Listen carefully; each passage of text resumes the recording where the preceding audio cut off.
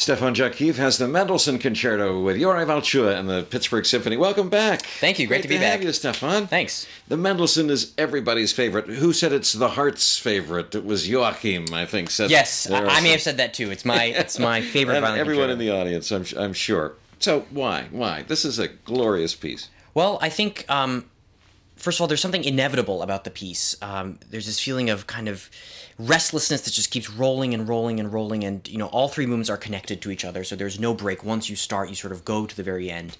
And there's this very poignant balance of a sense of urgency and a searching quality paired with moments of real innocence and tenderness and repose. So that duality, I think, speaks to a lot of people.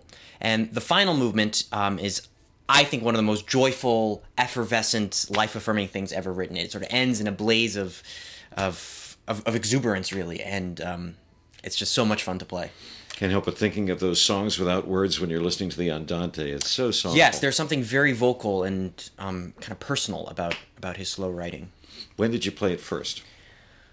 Let's see. I think I learned it when I was maybe about 11 or 12, and first played it with an orchestra when I was 14. And I'm 28 now, so I've been playing it for at least half my life. And here's a rare piece by Mendelssohn that he actually wrote later in his career. I think he was 35, pretty close. Yeah, to it's a mature piece, but actually, even the amazing thing about Mendelssohn is even his early works, like if you take his Opus 12 or Opus 13 quartets, or the Mendelssohn Octet, which is one of the real crowning jewels of chamber music repertoire, those are pieces that he wrote in his early to mid-teens. So already he had found his voice at such a young age, and I think that really makes him unique. I think in some ways even greater than Mozart. I mean, Mendelssohn had really plumbed the depths of humanity by the time he was 13.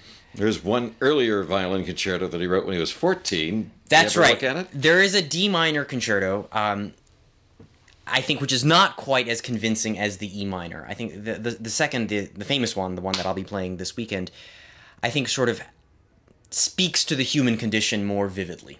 Yeah. And there are some unusual features to it. The movements are linked. You and the bassoon go right into the next movement. Right. And he puts the cadenza in a slightly unusual spot. Exactly. Usually in concertos before his, most of the time, the cadenza came at the very end of the movement, and the orchestra would close out with a brief coda, whereas here it's sort of embedded into the movement, into the middle of the movement, and sort of seamlessly transitions back into a recapitulation. So it's again less sort of blocky than what came before, and much more kind of fluid. I'm glad this is your return visit, so we hope that there will be many more. Do you have any feeling for the character of the orchestra? Any sound that you hear? We can't always see ourselves since we hear the orchestra most often. Right. Well, I think the orchestra, first of all, has an incredibly beautiful warm sound, which is sort of kind of feels like a luxurious blanket on which to rest. And also, I sort of felt that when we ran through it a second time, things became much more spontaneous, which was really exciting for me. And I think that sort of once we got to know each other and kind of refamiliarized ourselves with the piece, I think all of us started taking some risks and doing something creative in the moment, spontaneous. So that was also really, really fun to feel. This is your first meeting with Juraj VALČUHA? It is. He's a good guy. He's excellent and also very flexible and also very spontaneous. I don't feel like every run-through is exactly the same. I think that he tries new things, and he's very responsive to what the players on stage are doing. So it's really a joy to work with him.